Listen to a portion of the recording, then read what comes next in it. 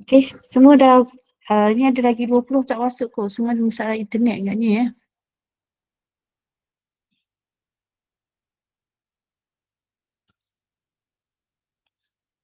Kenapa dia tanya ini?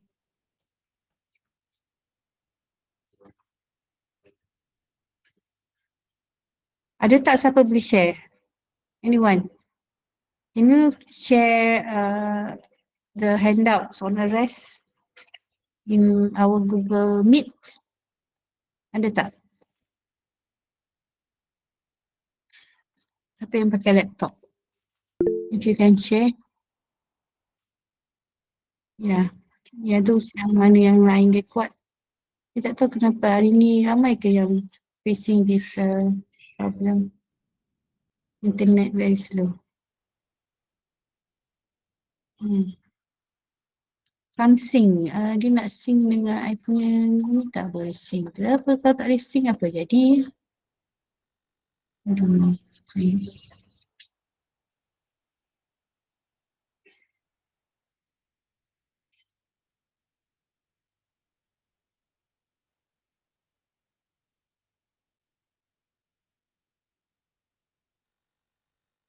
I don't know time lama, tak apalah. I pakai yang lama lah. Nanti ada yang baru. Dia main.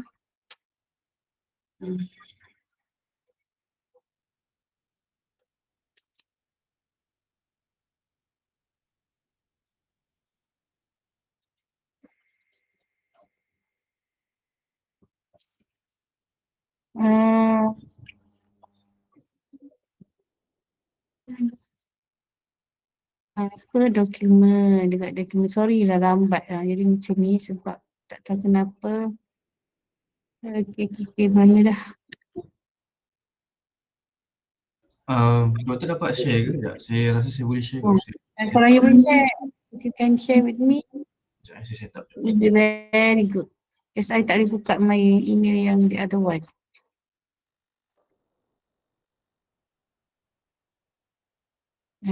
Okay.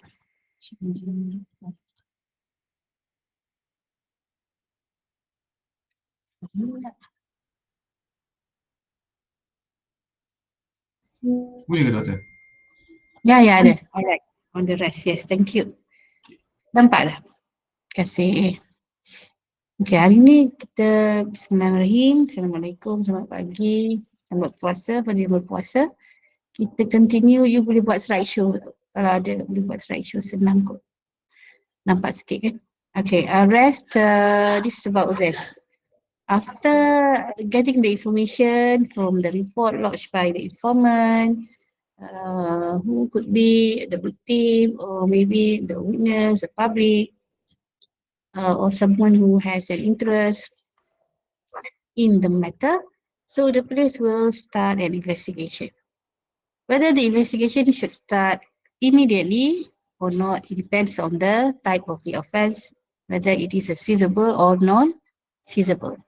If it is a seizable, the commencement of the investigation will normally start immediately unless there are circumstances in which might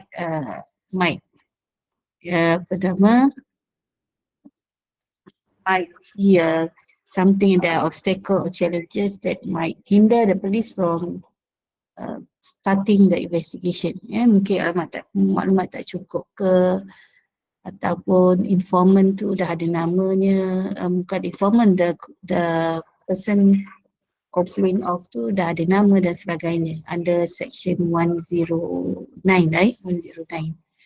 Kalaulah the case tu non-seizable, kena dapatkan OTI daripada AP baru boleh mulakan investigation. Then from the investigation, perhaps if, for example, there is a certain circumstances in which the police the information is sufficient already and there are reasonable suspicion that an offence has been committed, an offence of seizable maybe has been committed, then the police may in certain circumstances has the need to arrest the offender, nak kena pergi arrest the suspect. So kita tak tahu bila keadaannya the police boleh arrest the suspect. Okay, arrest itself, as to the definition, there's no definition. In the CPC tak ada definition of an arrest. So apa itu arrest? Is defined in Black's Law Dictionary to deprive a person of his liberty by lawful authority. Yeah. Taking under real or assumed authority custody of another for the purpose of holding or detaining him to answer a criminal charge. Kita detain dia kerana kita nak bring the person to face the criminal charge. And then next slide. What is an arrest? Kalau nak tengok daripada case law, banyak jugalah discussion on an arrest. Then this from the cases there is actually an extensive interpretation of what is an arrest, and in this interpretation of an arrest from the cases, briefly kita boleh divide itself as constructive arrest dan juga ada yang actual arrest. Arrest could be actual arrest or could also be a constructive arrest. Yeah, constructive arrest maknanya whether kalau macam the person is not handcuffed, say for instance, but he was walking with the police officer, accompanied him. Is that an arrest? Okay, so interpretation ada macam-macam. Ada kata there could be an arrest, but it is just a constructive arrest. Constructive arrest can also be an arrest. Macam itulah. Kalau actual arrest, ini dia mungkin kena handcuff, ada physical restraint, then nampaklah there is an actual arrest. Sebabnya ada physical restraint tu. Tapi kalau the person is not handcuffed, can walk without the handcuff, right? But the police officer was accompanying him, then itu mungkin tak nampak physical arrest lah, but actually he is under arrest as well dalam kategori constructive arrest. So the case of Kong Ho So, in the case of Kong Ho So, as to the interpretation of the arrest, whether arrest is only considered as actual arrest ke, constructive arrest ke, and whether we should actually discuss on the definition of the arrest. In the case of Kang Ho So, it was stated, okay, next slide. I have not found the distinction between constructive and legal arrest helpful. So this is what this case, the judge stated lah. Dia kata sebab sebenarnya discussion on arrest itu dulu memang ekstensif sebab section 113 yang lama, 113 yang lama, bukan yang sekarang ya, yang sekarang dah di-amend. 113 yang lama, dia actually admit, dia allow the statement made by the accused during the investigation after an arrest is made to be admitted as an evidence in court. Dulu, 113 yang dulu, dia allow. Jadi when the accused made a statement or he said something after an arrest has been exercised on him, that statement police boleh gunalah. Maknanya DPP can use that statement and it is admissible in court dengan syarat the accused has been cautioned. So that's why dulu under old 113 dia discuss as to what mark an arrest pula. Nak admit then kena after an arrest. So dia discuss lah arrest tu macam-macam. That is the old 113. But nowadays 113 has been amended. I think I dah baca 113 dengan mas lecture kan with a lot of you. Okay, I dah refer dekat 113. Yang sekarang dia tak allow any statement made by the accused to be admitted in court. Dia tak benarkan. Jadi dengan sebab itu discussion on what is an arrest tu dah jadi macam slow lah. Dah tak ada banyak dah cases yang discuss on an arrest. Sebab dulu dia discuss banyak sebab dia nak admit the statement made by the accused after an arrest. So case Kang Ho So ni court kata sebenarnya dia rasa macam the distinction tu is actually helpful, not helpful. Sebab case yang kata this is constructive arrest, dia bergantung pada facts of the case kan. Pada facts of the case masing-masing lah. It does not matter if the arrest is actual or constructive. So long as there is an arrest, statutory caution is necessary. Sebab pasal lepas an arrest kan, dia kena caution orang tu. Kena caution bahawa anything that he said, he has the right to be silent, but anything that he said will be used against him. Kalau dia nak cakap, dia kena remember yang apa yang dia cakap itu boleh digunakan against dia. Itu caution dulu lah. Sampai sekarang pun dia caution kan, tapi statement yang dia buat tu tak boleh guna juga sebenarnya DPP. Hanya the accused saja yang boleh guna under the current 113. Okay, next slide. Okay, dalam CPC, now CPC dia hanya mention how to make an arrest. How to make an arrest. Please refer to section 15 CPC, everyone. Section 15 of the CPC. Okay, Muhammad Nur Atif, if you have the CPC, can you read it loudly? Muhammad Nur Atif, we have the CPC with you.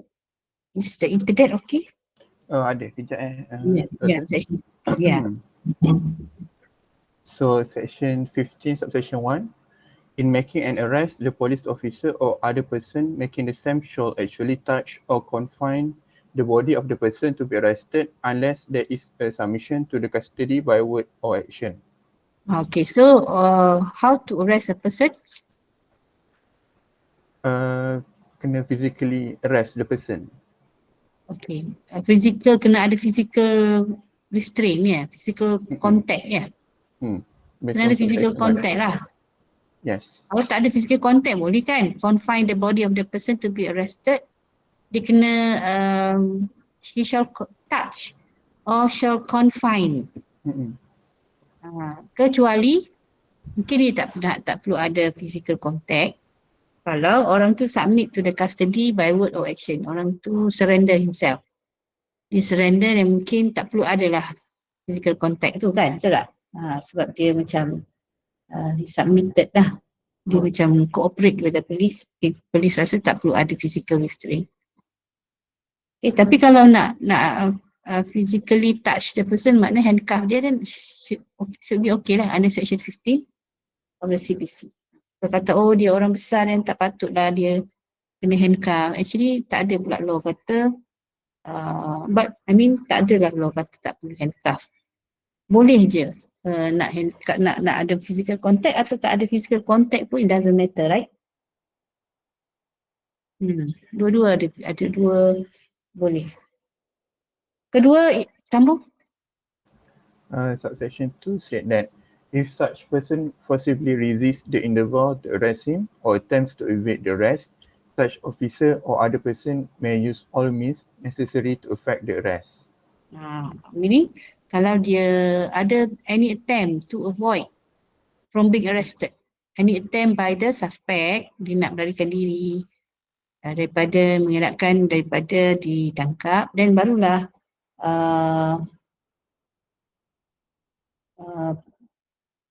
situ polis boleh berusaha lah mengejar dia dan menggunakan all means, apa saja means, cara yang ada in order to effect the arrest, supaya the suspect boleh ditangkap. Jadi boleh buat apa sajalah untuk memastikan suspect tu dapat ditangkap. All, diguna all, but all sangatlah luas, betul tak? Sangat very wide. Kalau dia tak boleh buat macam tu, kena ada, there must be some limitation.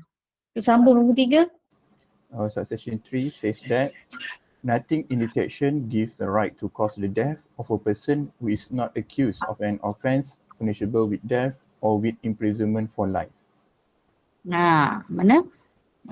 Inilah limitation dia. Dia kata all means tu, the exceptionnya dalam golongan 3. Walaupun dia kata all means necessary, kita nak arrest dia, but the police or anyone arresting a suspect cannot cause the death of the arrestee, the death of the person to be arrested, unless dalam nak menangkap dia tak boleh sampai menyebabkan suspect tu mati, kecuali apa? Kecuali kes tersebut adalah kesalahan yang dilakukan adalah Apa? Punishable by death. Tengok pada punishment dia, punishable with punishable with death ataupun tidak. Kalau tak punishable with death tak. Contohnya kalau mencuri boleh tak menyebabkan kematian pada pencuri? Tak boleh. Mencuri tidak membawa kepada hukuman mati. Kalau murder mungkin boleh. Ya? Madam, Ya saya. offence like waging war against YDPA pun boleh lah kan? Ada death penalty Death Ah. penalty atau imprisonment for life. Boleh lah. Boleh, okay. Okay. Now, baru teringat, Haziq, soalan you last week whether counsel can accompany a suspect to during the examination kan? Kalau dia tidak ditangkap, dia tak boleh bawa. Polis mungkin akan minta lawyer tu duduk luar. Itu saya tanya polis, dia kata tak ada hak. Kalau dia, unless dia kena tangkap. Dia tangkap memang confirm lah. Maksudnya ada hak tu di situ. Federal Constitution ada. Tapi kalau dia tak ditangkap, tak ada hak untuk bawa lawyer. Mungkin kalau polis nak menangkap, dia boleh menangkap. Kalau tak nak menangkap, dia duduk luar. Dia akan minta lawyer duduk luar. Dia bawa suspek yang dia nak tanya tu je. Dalam bilik. Okay. Faham madam. Okay, itu tanya voting. Okay, next slide. Thank you. Next slide. Okay, Article 5 of the Federal Constitution provide that no person shall be deprived of his personal liberty save in accordance with the law. Oleh kerana kita, when we want to arrest a person, so the arrest itself ada efeknya kepada person arrested tu kan, di mana his liberty, one of his liberties ataupun one of his freedoms is affected. Freedom apa? Freedom of movement. Kalau kita arrest dia dan satu hak dia, hak asasi dia akan terjejas lah. Basically iaitu hak dia untuk freedom of movement, untuk dia move ke mana-mana. Sebab dia tangkap tak boleh move kan. So in order to deprive this personal liberty, mestilah menggunakan kita hanya boleh deprive dengan mengikut undang-undang. Tak boleh tak ikut undang-undang ya, kita kena ikut undang. Next slide. Okay. Siapakah ini yang guideline on siapa yang boleh arrest dan macam mana nak arrest ya. Persons who may arrest, who may conduct an arrest. Ada 5 categories of person who may effect an arrest. This one is without warrant. Without warrant. Siapa yang boleh arrest without warrant? Police, penghulu, private person, magistrate dan justice of peace ni paksa apa nama dah dia punya dalam bahasa Malaysia? Justice of peace. I tak ingat nama dia bahasa Malaysia. Jaksa pendamai. Jaksa pendamai. Jaksa pendamai. So, 5 orang ni sahaja yang ada kuasa untuk menangkap tanpa warrant. Ini tanpa warrant. Even private person macam kita pun boleh. Tak ada masalah. Ya, mana basically semua boleh lah kan. Polis boleh, penghulu boleh, private person boleh, magistrate. Memanglah magistrate dan jaksa pendamai. Okay, dia ada post tertentu. Dan tak ada pun macam kita pun boleh, private person ya. Okay, next. Nak tahu arrest without a warrant. Kita nak tahu dulu by section 23 ni arrest by a police officer dan siapa? 23. Dan penghulu ya. Patut tulis itu, patut tambah penghulu saja, bukan polis saja. When a police or penghulu may arrest without warrant. When a police or penghulu may arrest without warrant. Ada section, dia ada dalam section 23 and section 23 list out daripada paragraf A sampailah paragraf K. Banyak tu keadaan yang mana polis tu boleh exercise his power, police and penghulu exercise his power to arrest without a warrant. Nur Amelia, do you have a CPC with you? Yes. Ada CPC? Okay, can you read 23 subsection 1 A until B? Alright. Any police officer or penghulu may without an order from a magistrate and without a warrant arrest. A. Any person who has been concerned in any offence committed anywhere in Malaysia. which is a seizable offence under any law in force in that part of Malaysia in which it was committed or against whom a reasonable complaint has been made or credible information has been received or a reasonable suspicion exists of his having been so concerned. B. Any person having in his possession without lawful excuse the burden of proving which excuse shall lie on such person any implement of housebreaking. Okay. Sambung Mizan, C and D. Mizan? CNDA, Ha. any person who has been proclaimed under Section 44, Hmm? C, and D, any person in whose possession anything is found which may reasonably be suspected to be stolen or fraudulently obtained property, who Hmm. may reasonably be suspected of having committed an offence with reference to that thing. Okay. Sambung Aris Muhammad Wan Muhammad.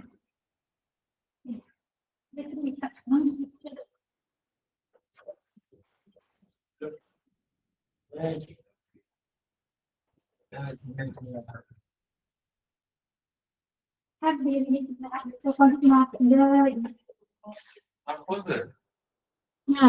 dia nanti dah habis bateri nanti sekejap lagi. Nak kena sambung nanti habis bateri. Okay.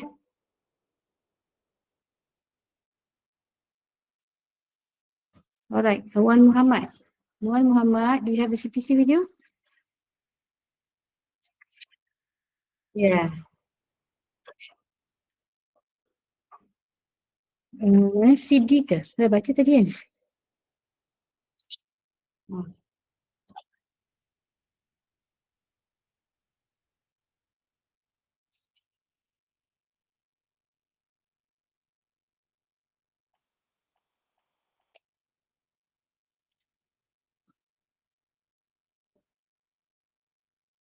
Okay, dia agak luas lah kan dia punya ni. Okay, sambung lagi E, F.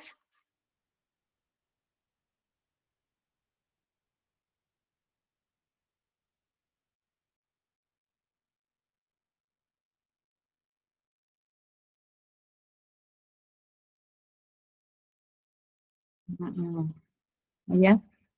Saya buat you baca laju je. Saya kerja. Habiskan.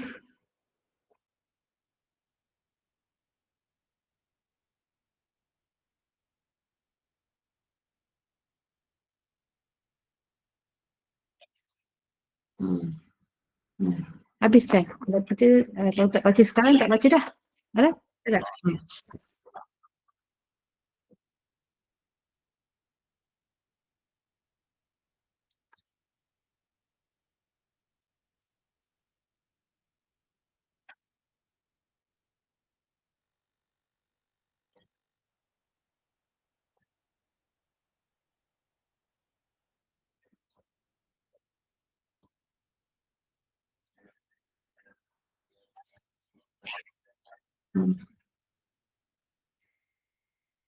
Habiskan sampai K. Ya.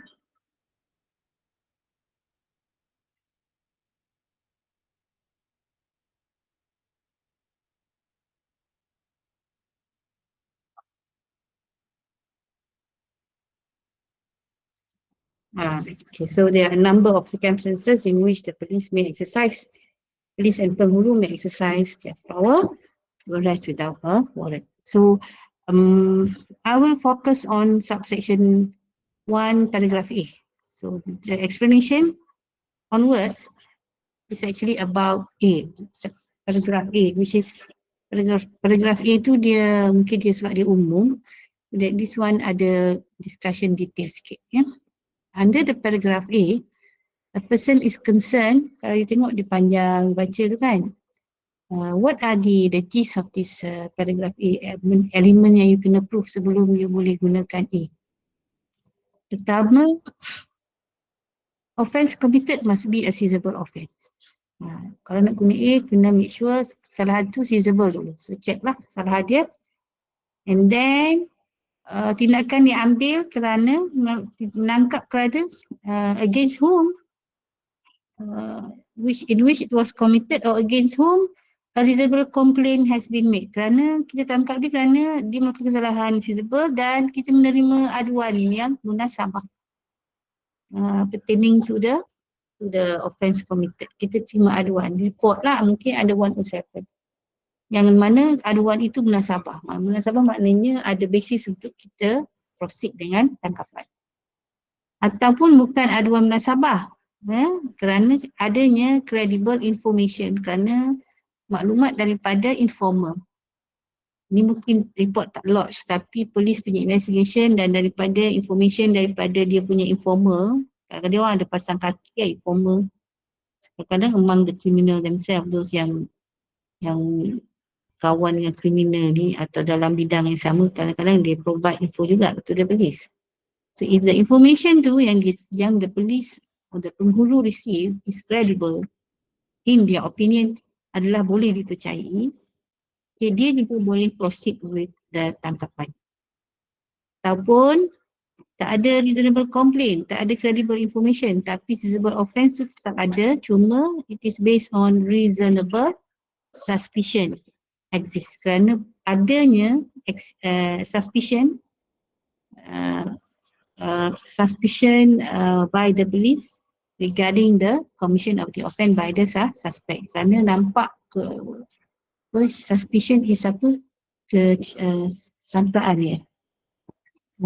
Suspicion ialah adanya wasangka, syak wasangka yang munasabah. Semua reasonable. Jadi kena ada reasonable complaint, reasonable suspicion, maksudnya ada syak wasangka tapi tak ada bukti kan, tak ada benda yang nak menyokong dan dia tak jadi reasonable. Ya, dia kena ada reasonable suspicion. So either one lah. 1 atau 2 atau 3. Okay, next slide. Next ya. Reasonable complaint. So ini contoh. Ini contoh untuk di mana the police proceed under paragraph A on the basis of reasonable complaint.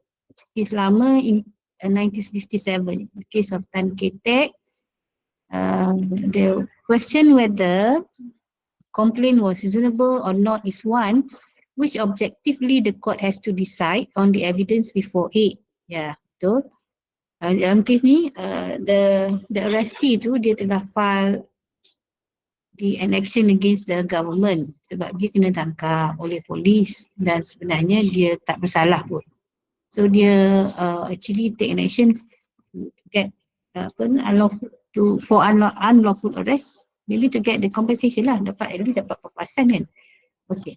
So it follows therefore, in order to determine the question whether a particular arrest was made upon a reasonable complaint, the court must first ascertain what facts were known to the arresting officer and then decide whether those facts amounted to a reasonable complaint. Kes polis menerima macam-macam komplain dan komplain terima tu adakah dia reasonable atau tidak, so kena tengok from the facts surrounding the case.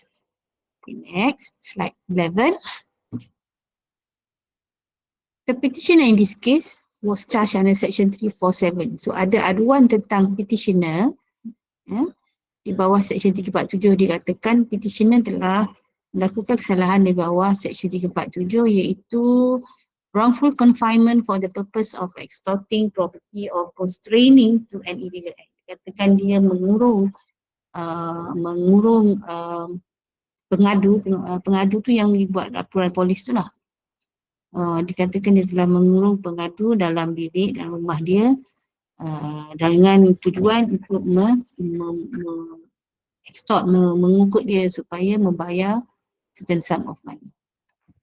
Daripada setelah kes tu dah dibawa ke tahap ni, actually dah dia ditangkap dan lepas ditangkap baru kita discover sebenarnya court melihat kes dia bukan actually exercise extortion, bukan dia mengurung untuk macam mengurung dan memeras hukum tu. Actually the relationship between the petitioner dengan komplainan yang mengadu pada polis tu sebenarnya mereka ni adalah kontraktor dan subkontraktor.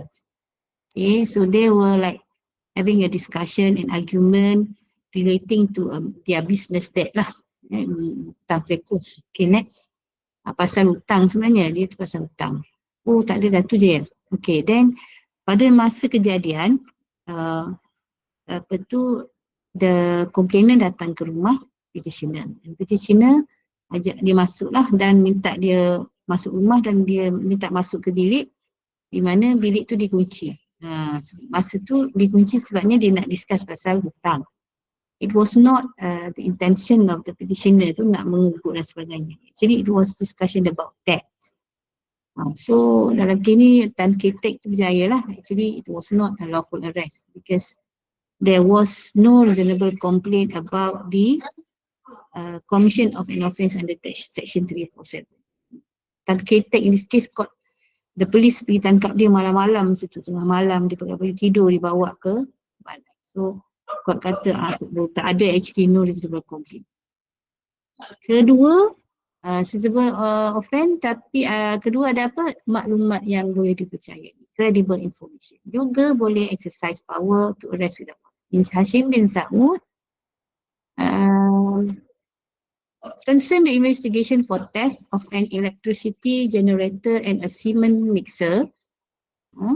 In this case, there was credible information against the plaintiff in that the informant, dia menyaman polis ni. Hashim bin Sa'ud menyaman polis yang tangkap dia.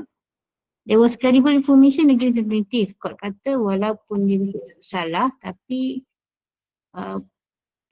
tindakan polis adalah justified kerana polis menerima maklumat yang credible against the plaintiff. Di mana maklumat yang diterima tu adalah daripada informer polis, among the police informers, yang mana informers ni used to supply them with information, dan information tu sebelum ni adalah memang reliable and even bawa kepada arrest, prosecution dan convictions. Walaupun di time mungkin tak bawa kepada prosecution and conviction, mungkin tak justify untuk, maksudnya dia bukan the actual suspect, tapi information yang terima daripada informer tu court kata it's found to be credible sebab sebelum ni maklumat yang diterima daripada mereka adalah berasas. So the arrest without warrant was a lawful one. So, this one, arrest yang dibuat itu adalah,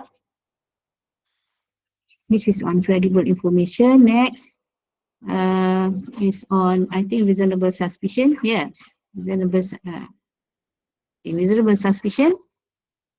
Ni contoh untuk reasonable suspicion in Syakban and others, mengucapkan hukam. In this case, the two respondents were arrested and detained on suspicion of having driven a lorry laden with timber from which a piece of wood had fallen and hit the windscreen of a passing car, killing a man in that car. Ada kejadian, ni kes lama.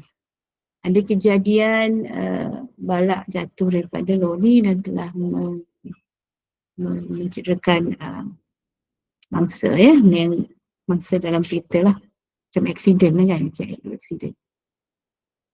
The respondent were initially arrested, interrogated and then taken back to the police station when they were further detained on suspicion of being involved in the offence. So kalau mereka ditangkap dan dibawa ke balai, kemudian di record statement, so mereka telah ditangkap. On what basis mereka ditangkap? Tengok next slide.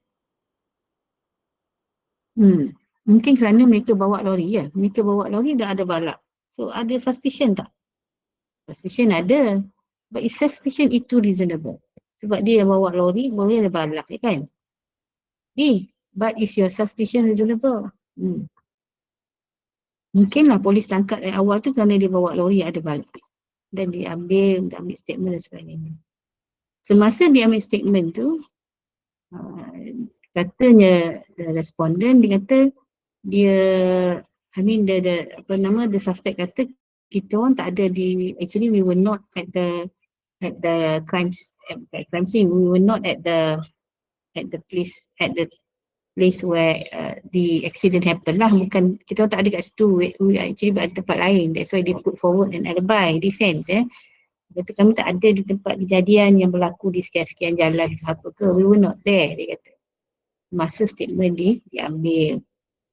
So in this case court actually distinguish keadaan tu kepada dua peringkat, dia kata.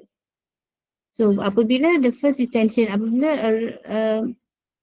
respondent dalam kes ni Apabila responden ditangkap, dekat awal mungkin kerana dia bawa lori dan bawa balak tu,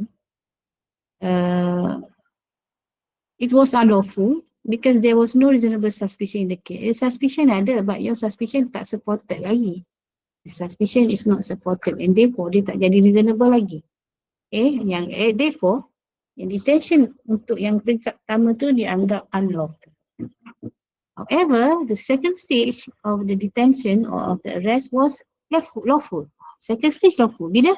Because yang mana yang bila dia raise defense of alibi and kita bila police check whether the alibi is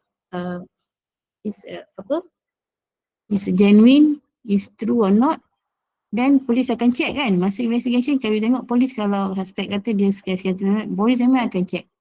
Nak pastikan betul-betul dia berada di tempat yang dia claim dia berada lah.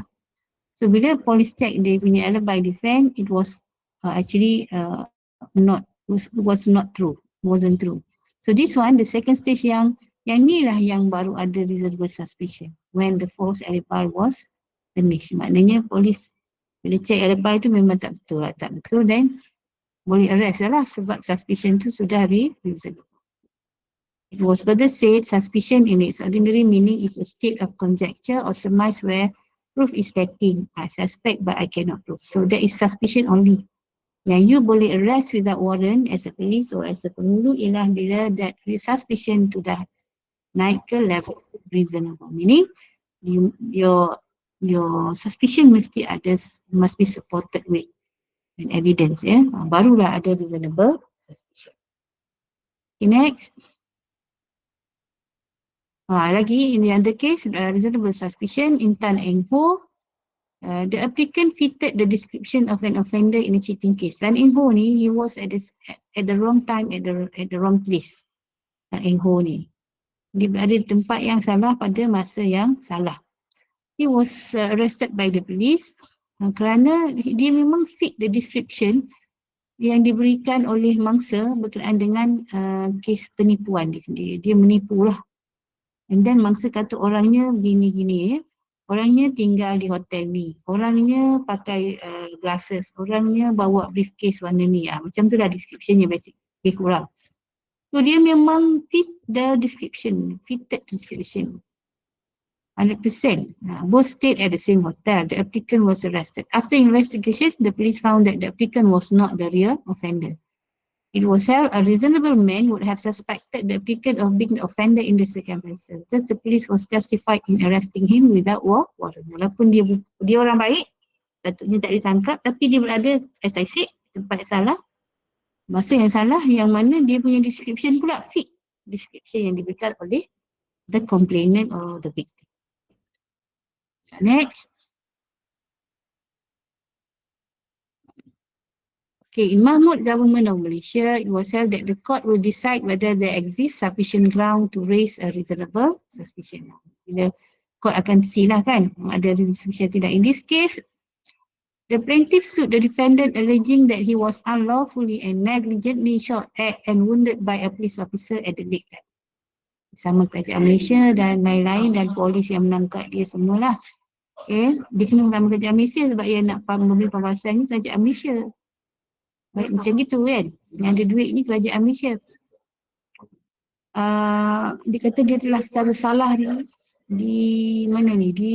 Negligently shot and wounded dekat Gading. The defense was that the police officer was doing his duty as he heard screams of help of a woman at about 2:20 AM and saw two men running away. So semasa kejadian di Taman Tasik, di Garden Taman Tasik. Pukul 2.20, police officer tengah pergi patrol, tiba-tiba terdengar screams of a woman shouting for help. Pukul 2.20 pagi and suddenly dia nampak dua lelaki running away. So what comes to the mind of the police? Kalau you dah berada di tempat kejadian, apa yang terfikir di dalam kepala kita? The woman must be a victim, either a victim of rape, victim of what? Slash death, ke kan? Something bad must happen. Okay, sambung bawah. Next slide. The court held that the police officer had reasonable suspicion that a seizable offence.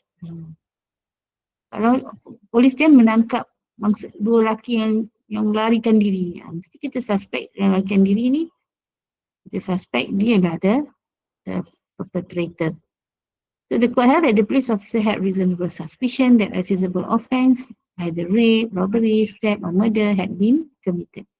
The court also held that the police had not exceeded his power under section 15(2) of CPC as he may use all means necessary to effect the arrest. And tak adalah bawa pada kematian. The arrest in this case tak bawa pada kematian. Next. Okay, arrest by private person. I think I hold this one masa lecture next week lah. Takut ada yang tak boleh masuk kan.